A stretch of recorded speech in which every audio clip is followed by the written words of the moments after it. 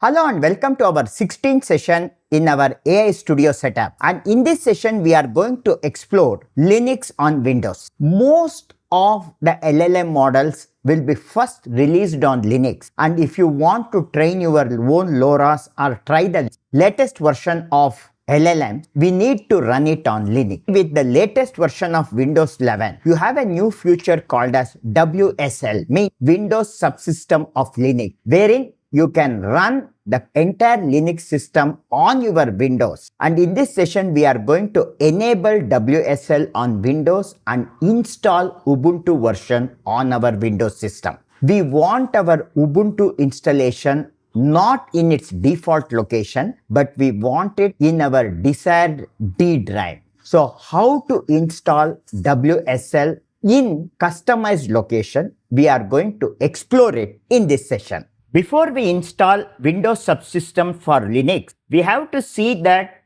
in our machine, virtual machine platform is enabled. So to enable it, restart your machine, and when the machine starts booting, immediately press Del or function keys like F2 depending on your motherboard to enter the BIOS. So coming into the BIOS, come into advanced setting, and in that if you come into settings and if you select miscellaneous, you can see VTD, and this option has to be enabled. In some machines, it will be mentioned as Intel VTX, or in AMD machine, it will be mentioned as AMD V, and sometimes as SVM. Save and exit the setup and restart the machine. Once it restarts, come into Start and open File Explorer. In the top address bar, scroll down and select Control Panel. In the category, choose Small Icon and come into Programs and Features. On the left-hand side, you have Turn Windows Features on or off. Click on this, and in this link, if you scroll down, you have Windows Subsystem for Linux. Enable this and click OK. It will take some time to install all the required files and drivers for WSL. Now once it is done, click on the Restart Now button to restart your machine. Most of the installation work we do will be in the command line. So to open command line prompt, come into the search and type Windows PowerShell. Select it and click on Run as Administrator. This opens Windows PowerShell as a terminal. First, to know which version of Windows PowerShell you are using, type $PS capital, then version table and press enter. The current version is 5.1. I want this to be updated to the latest version. To do this, I will type winget space, click search, then add to hyphen and ID and type Microsoft Spirit PowerShell, where M, P and S are capital. Now press enter, and it is asking, do you agree to all the source agreement terms? Click Y here and press enter. Now this shows the two latest version and the preview version available. To install this, I will again type winget, and this time I will use install, then --ID, and again I will call Microsoft Spirit P capital PowerShell S capital, press space, add to hyphen and add version, and I am going to type 7.6.0.0 and press enter.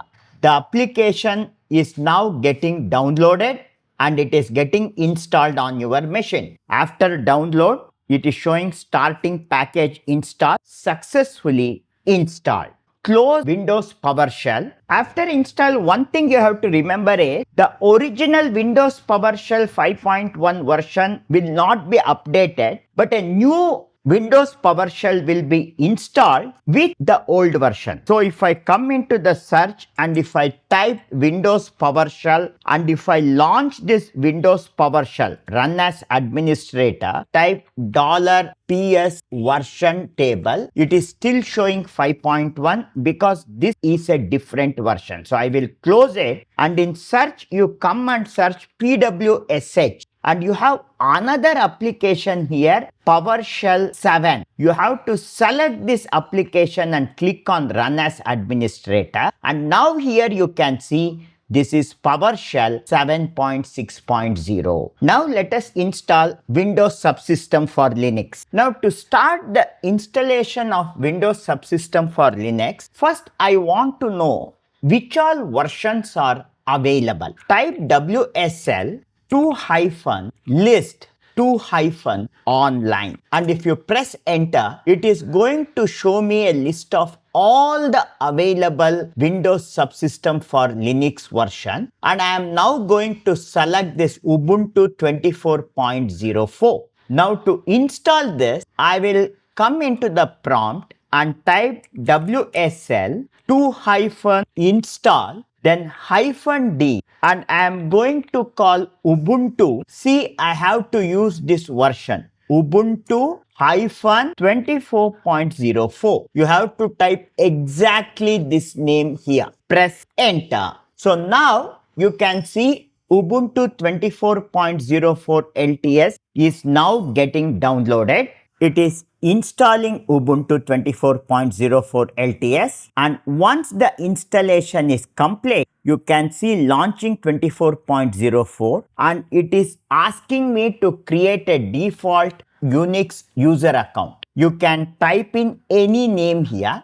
Right now I type Satvik, then press enter, and it is asking me a password. I will enter my password. Press enter. I have to retype my password. Press enter. Now the password is updated successfully, and you are now in Windows Subsystems for Linux command. So to know the location of your default installation, you can come into File Explorer, come to your PC, C drive, and you have a folder called users. Double click to open it. Select your username. Right now here it is Satvik, and here you will have a folder called app data. If you doesn't see this, come here into your Explorer option. In the view, see that show hidden files is enabled. Click OK, and now you will see this app data folder. Double click to open it. Now come into the folder local, and if you scroll down, you have a folder called WSL. If I double click it, you have a folder by default created here. If I open this, you have this ext4vhdx. This is the default location where my WSL has been installed. In my case,